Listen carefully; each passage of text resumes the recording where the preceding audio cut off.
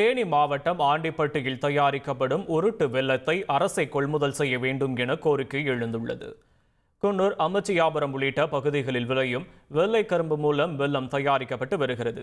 கடந்த ஆண்டு 42 கிலோ வெல்லம் 1300 ரூபாய் வரை விற்பனை செய்யப்பட்ட நிலையில் தற்போது 2400 ரூபாய்க்கு கொள்முதல் செய்யப்படுவதால் விவசாயிகள் மகிழ்ச்சி அடைந்துள்ளனர். எனினும் நிலையான விலை இல்லாததால் பொங்கல் பரிசு பொருட்களுக்காக அரசே நேரடியாக வெல்லத்தை கொள்முதல் செய்ய வேண்டும் என கோரிக்கை விடுத்துள்ளனர்.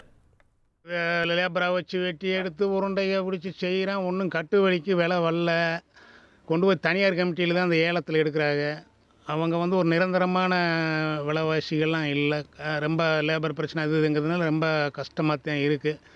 இந்த பொங்கலுக்கு வெல்லம் கவர்மெண்ட்டு இந்த கூட்டுறவு மூலிமா கொடுக்கறதுக்கு கொள்முதல் பண்ணுறாங்க. அப்படி எங்கள் இதில் இல்லை. இங்கேயும் எங்களுக்கு அந்த கொள்முதல் மாதிரி பண்ணி அந்த ரேட்டு கொடுத்தீங்கன்னா போட்ட காசை விட லாபம் ஜாஸ்தியா வரணும்.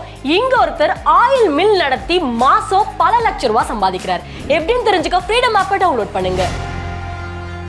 எங்களுக்கு கொஞ்சம் நல்லா இருக்குமென்னு நாங்கள் எதிர்பார்க்கிறோம். தென்காசி மாவட்டத்தில் யாருடா அந்த பையன் விளம்பர பதாகைக்கு பதிலளிக்கும் விதமாக போதையை தொடமாட்டேன், நான் தான் அந்த பையன் என்ற பிரச்சார பதாகையை மாவட்ட ஆட்சியர் திறந்து வைத்தார்.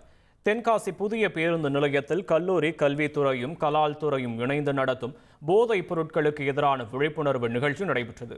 இந்நிகழ்ச்சியில் பங்கேற்ற கல்லூரி மாணவ மாணவிகள் போதைப் பொருளை தொடமாட்டேன் என்ற விழிப்புணர்வு பதாகைகளுடன் நிகழ்ச்சியில் பங்கேற்றனர்.